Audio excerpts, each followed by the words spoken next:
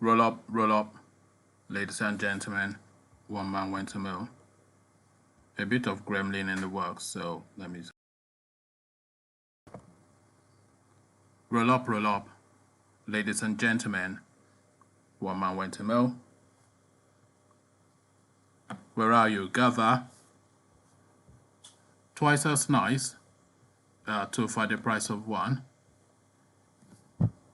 It is not so much déjà vu. It is répété après moi. Gather. One man went to mill.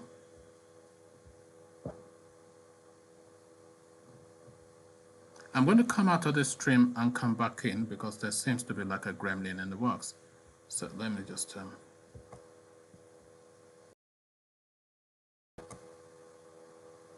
Okay, can you hear me? All right, good. Gather, one man went to mill. You've seen the topic. Hello, Joseph. How you doing? Is there an echo, Joseph? You can test that for me. Is there an echo in the feedback? One man went to mill.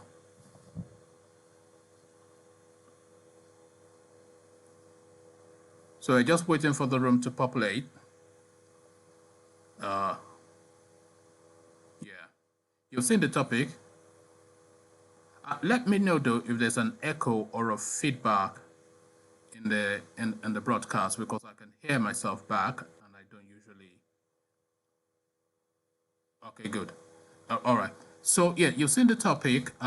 We're speaking to the African despots. I'm just waiting for the room to populate a bit more. One man went to mill.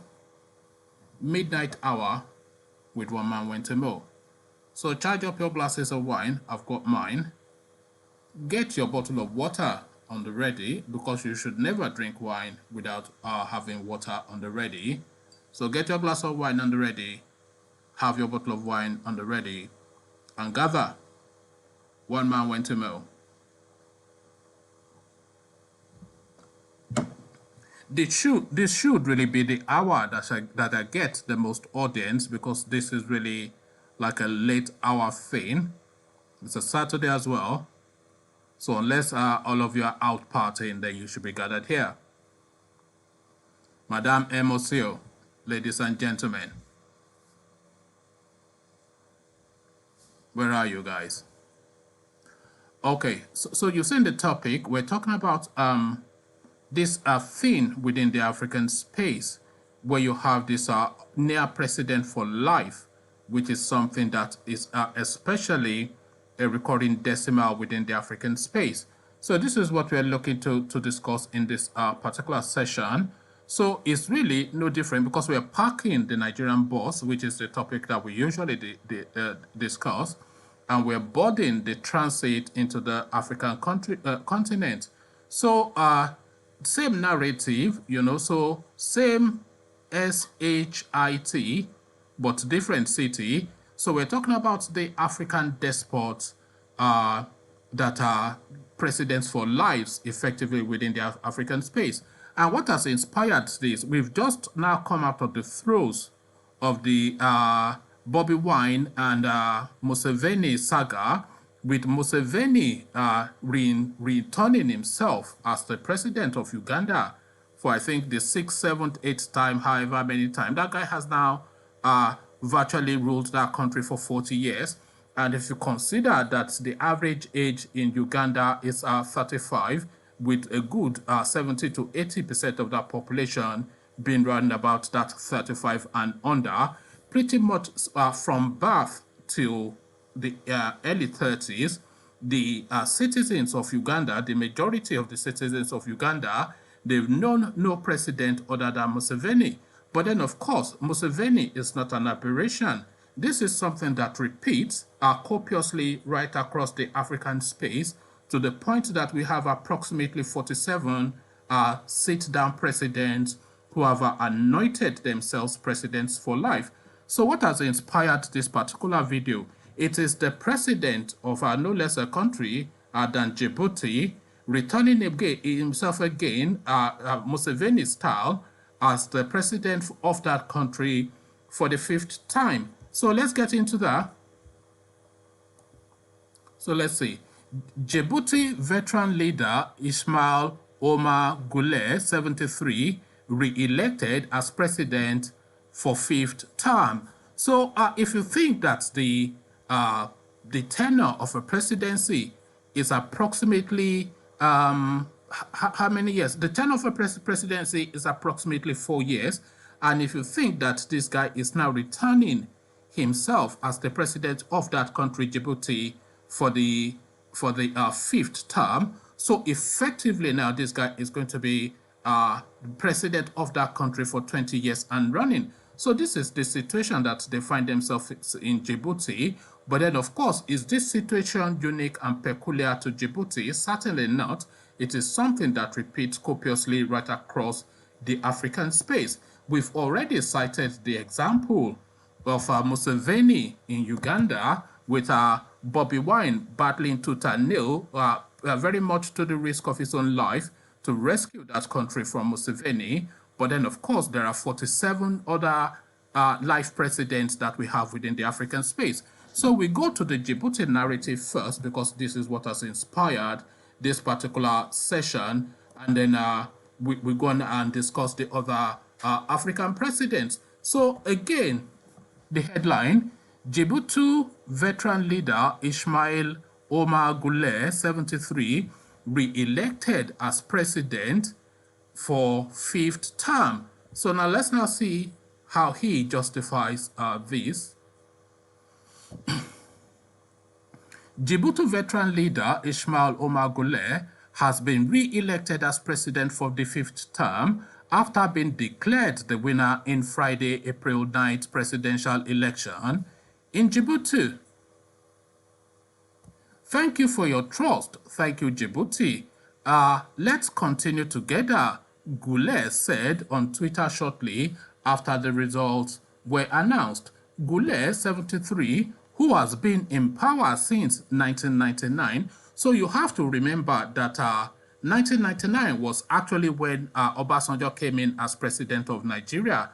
Obasanjo came and went, long gone, replaced by Yar'Adua, who came and went, long gone, who was replaced by Goodluck Jonathan, who came and went, long gone, who is now being replaced by Buhari, who has come, and we're waiting for him to go. So throughout all that period, Djibouti has only had one president, who is this Omar Guelleh, and apparently this guy feels as though his time is not yet up in that office. But as I said, it's nothing unique or peculiar to this guy. So let's just finish his narrative before we get into the details of the 47 on the others.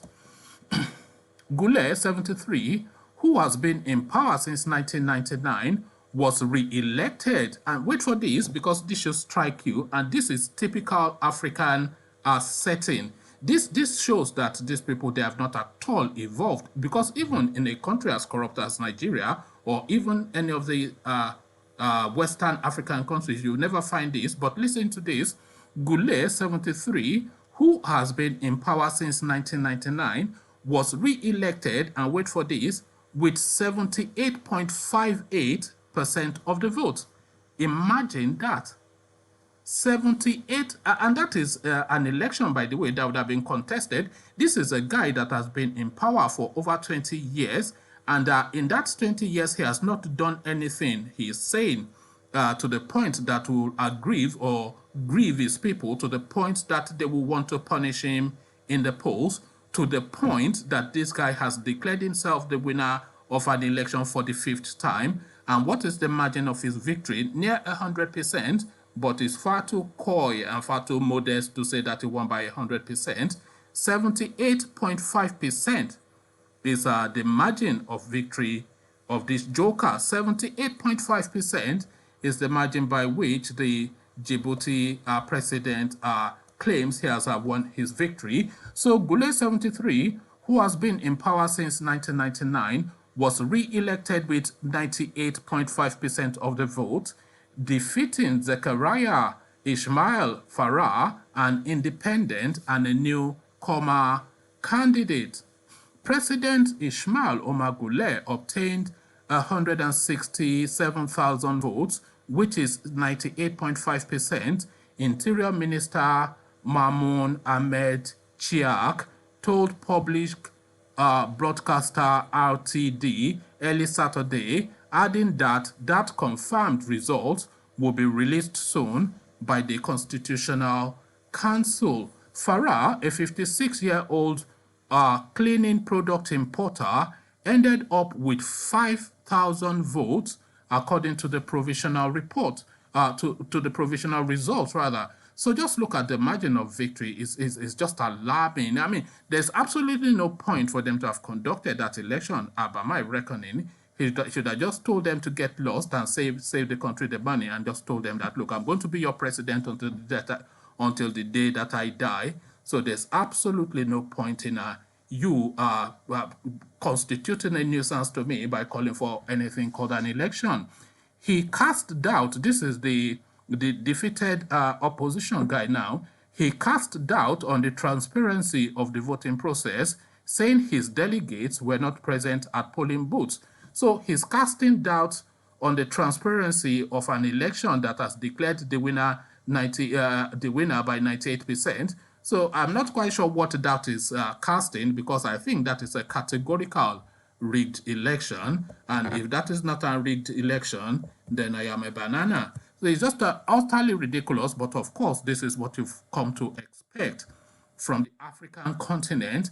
But how do we get out of this is the question. He carries on. My vote is of no use, nor are the votes of 80% of Djiboutian people, the opposition candidate told AFP in a text message. And I think that is a clear enough statement. Ahmed Suarez, the head of an African Union observer mission, said all candidates were free to send their officials to any polling station. So this is where the difficulty lies within the African continent, because of course there's no checks and balances. So they send all these observer missions to all these elections, and an election where the sitting president has declared himself a winner by 98%. The African Union, rather not the United Nations, but the African Union, the head of the African Union Observer Mission, saw absolutely nothing wrong with the election, to the point that is actually assenting to the results by saying that every candidate was free to send their officials to the polling booth. So this is what passes as election or democracy within Djibouti. It was also reported that an estimated 215,000 voters. Oh, sorry, let me take that from the top again. It was also reported that an estimated 215,000 voters cast ballot in the country, with a population of more than 1 million residents. So that is the population of Djibouti. I'm surprised that is the voting statistics for a population of 1 million, but then of course the whole thing is a sham. Before the elections, other candidates from main opposition parties reportedly boycotted the polls after expressing concern about the fairness of the vote. Guelleh will now lead Djibouti for a 5th term, staying in power for more than 2 decades, becoming one of the longest-serving head of states on the African continent. So there you have it. That's the goings on within Djibouti. Nothing changes, so you can remove the name Djibouti and replace it with the name of any African country of your choice. And the story repeats, the narrative is pretty much the same. So there's nothing that has changed there. The African despot is forever a seat there for life, sort of a presidency. So this is the narrative, and I have the rogue list on my screen. So if we are starting from Cameroon, Paul Biya, Cameroon, he has been in office, and check this out. So Paul Biya, he's 88 years old. He has been the president of Cameroon, this will alarm you, for 45 years. Can you imagine that? He has been the president of Cameroon since 1975. So what this guy is saying, in effect, look at that, 45 years, nearly 46 years, by the way, 45 years, 300 and something days. So the president of what's it called? The president of Cameroon has been the president of Cameroon for 45 years. So that is a classic example right there. But is he unique in being that? Well, certainly not. In fact, far from.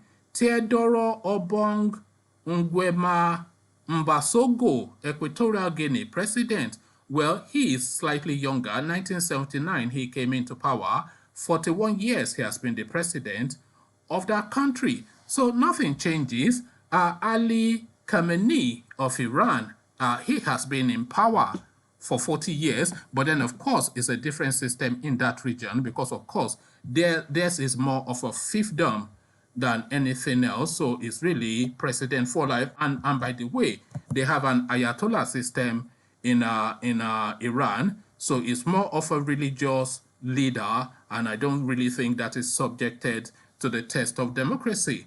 But that is the narrative in Iran, and I'm inviting your comments, by the way. The link that I'm posting is for you to click on and come and interact with me on the screen. So you can either make comments in the comment section or click on that link and come on live to come and interact with me. We're talking about African presidents for life.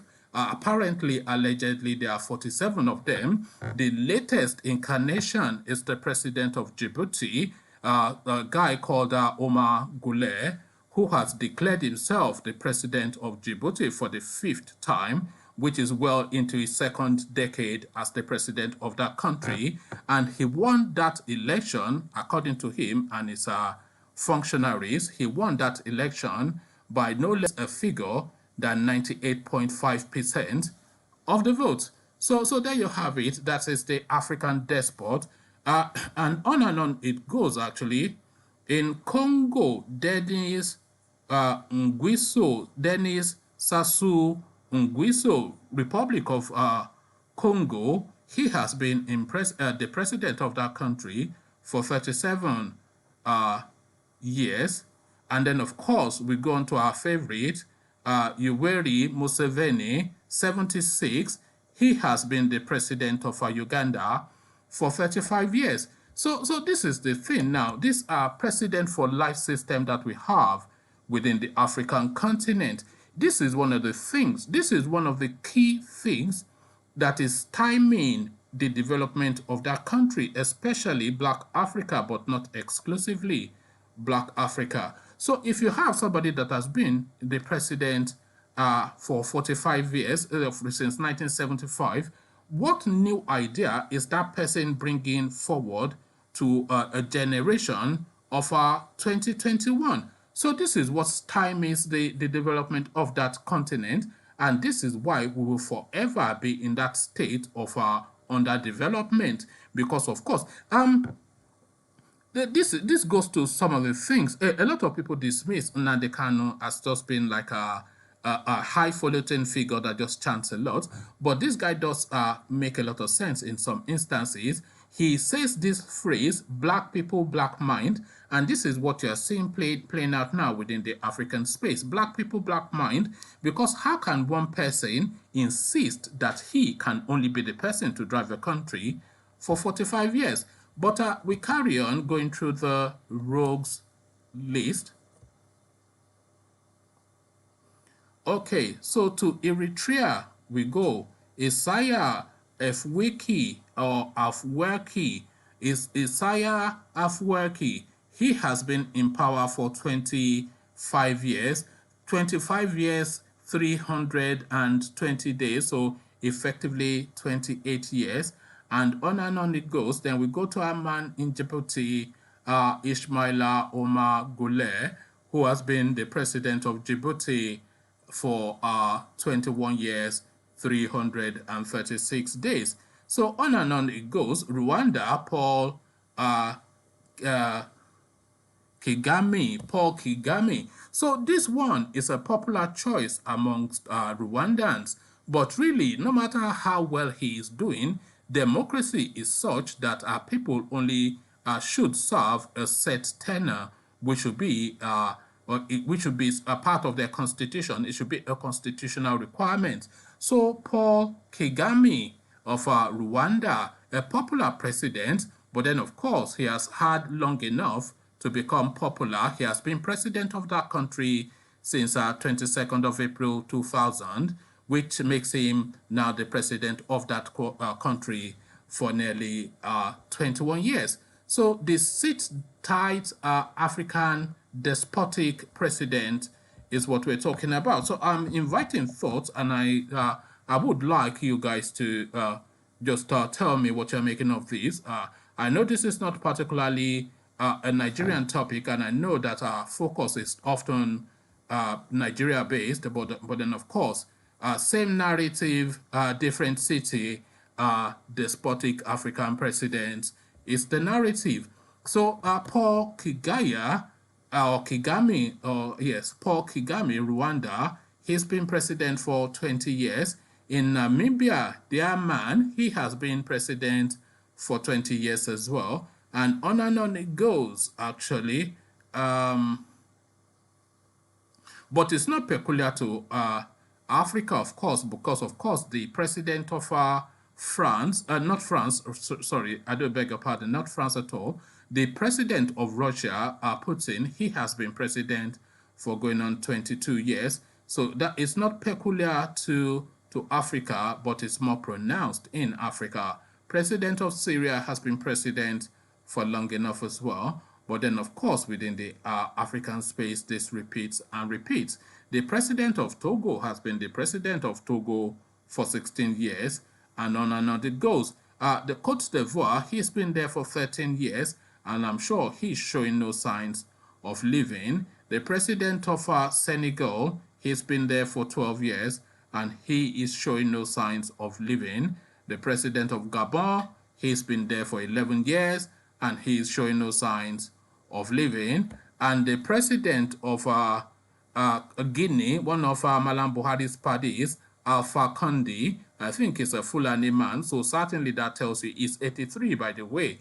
So Buhari's junior, he's been there for 10 years, so that tells you, of course, that he has absolutely no intentions of ever leaving hold of that country. Central African Republic, we round off it. He's been there for 10 years as well, and there you have it, the African despot. What says you? I am inviting opinions on this. Why do we have this plethora of African presidents for life, which seems to be, it is not unique to Africa, but it is certainly peculiar to Africa, because out of the list, a good 80% of them are African leaders, so-called leaders. Why do we have them in place, and why do they insist on sitting on these countries pretty much for all of their lives? So there has to be a reason, and it cannot just be for reasons of corruption, because after 40 years, after even 10 years, I think whoever should have stolen enough from whichever country to have satisfied whatever needs they need to satiate.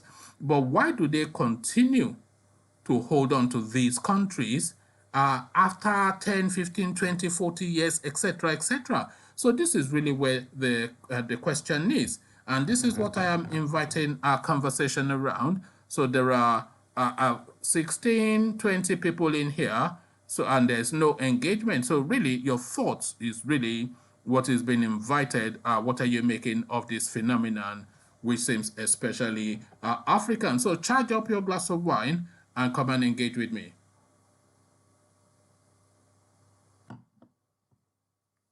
So what says you? The African despot. I'm not even going to attempt to go through the comment section, because apart from somebody that just said hello, I'm not really seeing the interaction in the comment section. I'm sure you're not gripped and engaged by this particular topic because it's not Nigeria-centric. But then, of course, the narrative has to go beyond Nigeria, because Nigeria is not an island, and a lot of the things that actually go on within the Nigerian space, they repeat severally across the span and swathe of the African continent. So the African sit-tight president is what we're talking about. What says you? What are your thoughts on this? What do you think these people, we've of course had the example of Mugabe, who ruled Uganda for, I don't know, let's just check Mugabe. Yeah, who ruled Uganda for, not Uganda, who ruled Zimbabwe for however long he ruled Zimbabwe for, to the point that he died shortly after he was forced to relinquish power. So there you have it. He ruled Zimbabwe up till 2017, and he died shortly after, and he ruled Zimbabwe from 1987 to 2017. So there you have it. It's just this thing that we have with all these African despotic types who insist on putting their countries in a vice grip and stymieing democracy and stifling development and just holding the countries to hostage. So you have one man holding the entirety of a population, however many million there are, to hostage. But what is the underpinning reason for this? Is the question. Our conscious thoughts, where are you guys? We do need the engagement, otherwise it'll just be like a monologue, and you know how much I detest a monologue. Let's just see. We'll get into the details of some of them. Paul Biya, so he is the president of whichever country, some African country. Yeah, Cameroon. So Paul Biya, he has been the president of Cameroon since forever, really, since 1982. He assumed office on the 6th of November 1982. He remains the president of the country till date. I'm not even sure. Was I even in secondary school in 1982? I'm not even sure. I wasn't certainly not out of short trousers in 1982. But there you are. This guy was already president of that country and is still the president of that country till date. So this is the thing. The despotic African leader and their penchant for holding on to power pretty much for life presidents. This is what we had. So chosen man, yes, I'm inviting conversations actually, and I am just trying to hold the fort until somebody actually pipes up or chimes in to actually engage with the topic. I know that it is not Nigeria, and I know that we're not lambasting Buhari or Tinubu, etc. But then, of course, the same narrative still, but different city. Same SHIT, different city. The story remains the same. The African despots, and as we have experienced it in Nigeria, they experience it in every other part of the world. I think Buhari has actually been the president of Nigeria, hasn't he, since 1986, thereabout. So, and he remains the president of that country till date. So nothing's changed in Nigeria, but then, of course, nothing has changed in virtually every other African country, except, of course, satellite countries or breakaway countries like places like Ghana, etc., where they are experimenting with actual proper democracy, but remove the anomaly of a country like Ghana, just a handful of them, and then the rest of the African country is pretty much the same narrative. Somebody being the president for life, with now this latest incarnation of the president of the Djibouti, Ismail Omar Guelleh, returning himself to power for the 5th time. So why is this, and why is this especially an African phenomenon? This is the conversation we're seeking to have, and I'm looking to hear voices on this, and if I'm able to hear a non-Nigerian voice, even better, because of course this is an African malaise, this is an African situation, this is a problem that is continent-wide, and this is what is stifling and stymieing the development of that continent. There is no bigger problem that the African continent is contending with than the problem of leadership. And the problem of our leadership cannot be found at its most rotten other than outside of this scenario that we're describing now. So when you have somebody that is already failed as a president or a head of state or whatever you choose to describe to describe him as the head of a country, when he has already failed, but he continues to perpetuate himself in situation very much to the detriment of his people. This is the thing above all else that is holding that continent back. And they seem to cross-pollinate because, of course, they support each other to remain in situation. So the African despot is the question. What is your answer? Join me in a glass of wine as we tackle this topic. So anyone that's keen to come and join in can come and join in.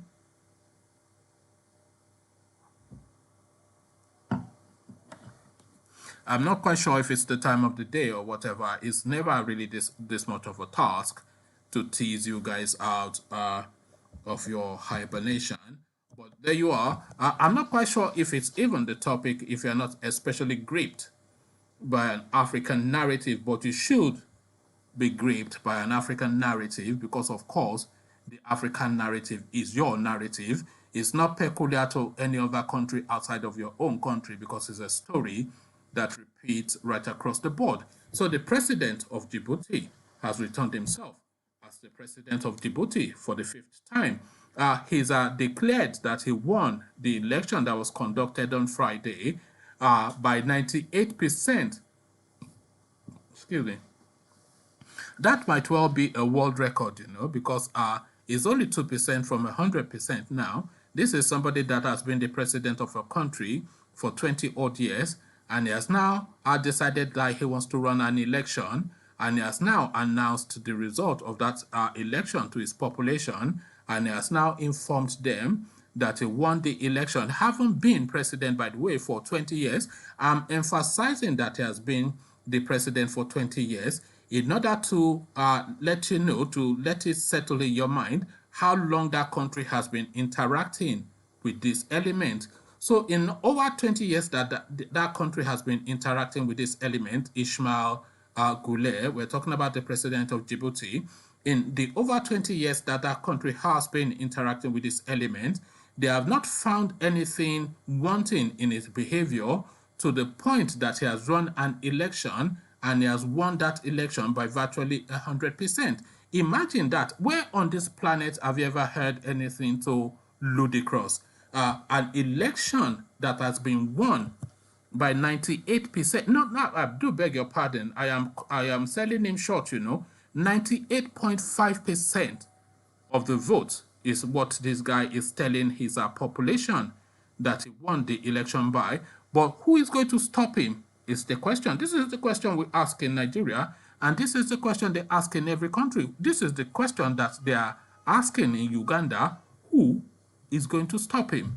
Is the question. Because really, there's no way out. These people, they know how to control that space, and the way they control that space is nothing sophisticated. It's just sheer, mundane, everyday brute force. So they take over all of the military or security apparatus and use that to weigh against the people and continue to repress them. The president of Djibouti, he has won his election for the fifth time by 98.5% of the vote. So what says you? I am inviting conversations around this. Shouldn't be this difficult to tease you guys out of your hibernation to come and engage. It is gripping enough of a topic, even though it might not be Nigeria-centric. So glass of wine in hand, midnight hour with one man went to mow. And we're talking about the African despots and their penchant for being president for life.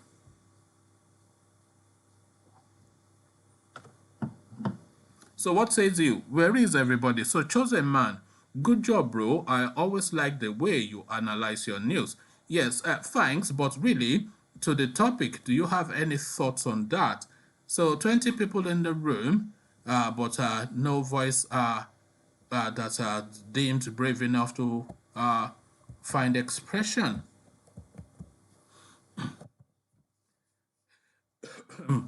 There should really be more of you interacting with the topic.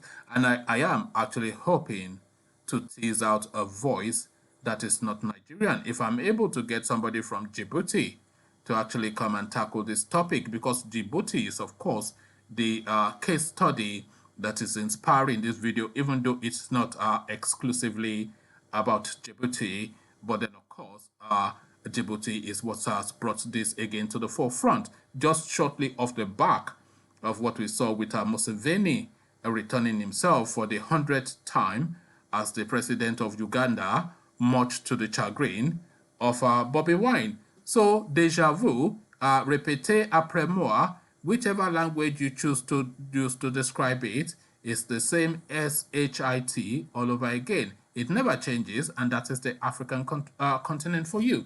But is this really the above, excuse me,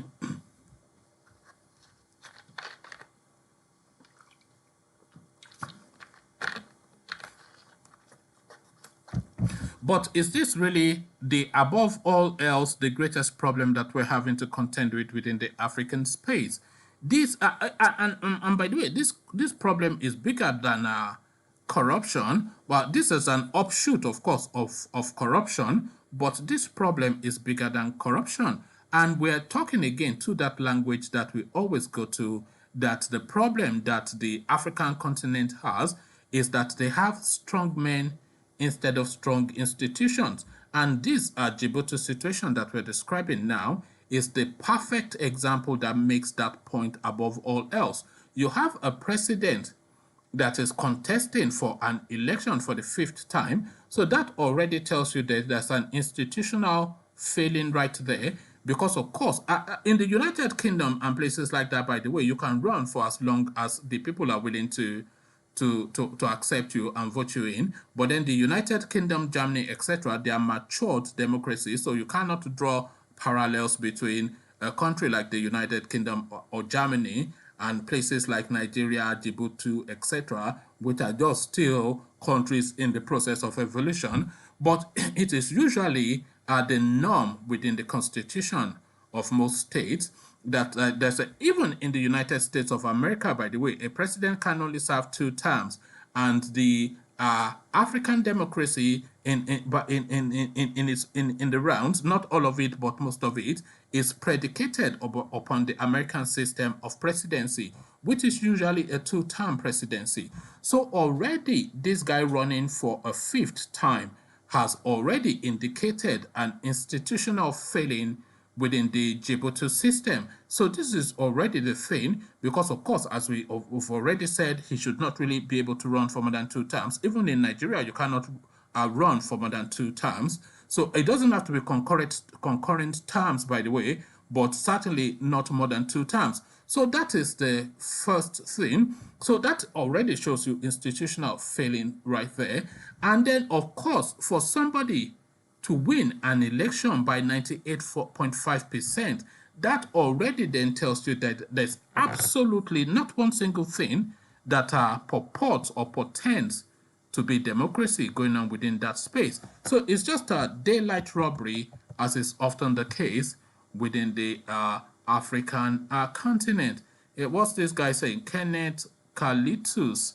I am happy you acknowledge what Nnamdi Kanu said about black man and the way they reason. I think he said it all. Well, yes, even my friend, the fact that I agree with that phrase does not necessarily mean that I agree with Nnamdi Kanu or his ways, which is something that I don't, by the way, because nothing personal, but just the way he goes about his activities. But quoting a Nnamdi Kanu phrase is not in any way assenting to his ways. Even a broken clock is right twice in a day. If a clock is stuck on, let's say, 1 o'clock, at 1 p.m., that clock is exactly right, and at 1 a.m., that clock is exactly right. So Nnamdi Kanu can say things that stands to reason. That does not mean Nnamdi Kanu's stance stands to reason. So let's just get to that, and I don't want to go down that track because this is more of an African narrative, and this is really the malaise that afflicts the African state that I'm looking to discuss. So I know that it is not Nigeria-centric, And that doesn't seem to be inciting or exciting the minds of people. But nevertheless, there is a Nigerian element to it because, of course, our sit-down president within the Nigerian space has been the president of Nigeria since the early to mid-80s, which is, of course, when Buhari first became the head of state in Nigeria. And fast forward 30-something years later, he remains the president of Nigeria. So president for life, yeah, in Africa is what we're talking about. And we have like a rogue list. So let's just go through that list one more time for the benefit of our, pardon me, for the benefit of our people that are just new to the engagement. So we're starting off with our Paul Biya, the president of Cameroon. He's 88 years old and he has been the president of that country for 45 years. We go to Equatorial Guinea. Their president is 78. He has been the president of that country for 41 years. And on it goes. Republic of Congo, he has been the president for 37, not 35, but 37 years.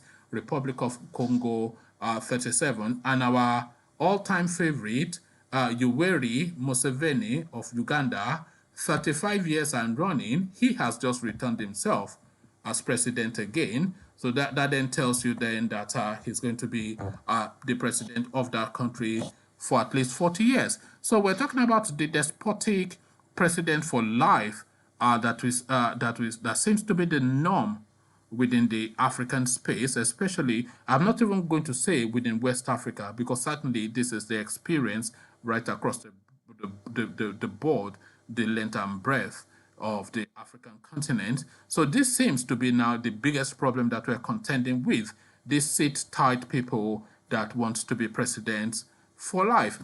So this is what I am inviting your thoughts around. I'm not quite sure what you guys think of it. So the interaction in the comment section, of course, but then clicking on that link, then that brings you on the screen. So you can come and engage with me directly on this particular topic. What says you, the African despotic president? Any thoughts? There are 20 more people in here, but then of course, the silence is deafening. It is a bit of a thing, actually. We cannot continue to focus primarily and solely on Nigeria because Nigeria, of course, is not an island, and the problems that afflict the Nigerian state, they are not peculiar and unique to Nigeria. This is an African-wide situation, and this is another example that we're citing with the president of Djibouti, Ismail Omar Guelleh, returning himself for the 5th time as the president of that country and declaring himself the winner of an election that he organized by 98.5% of the votes cast. So this is the situation in Djibouti, but it is not at all unique or peculiar to Djibouti. It's an African-wide malaise.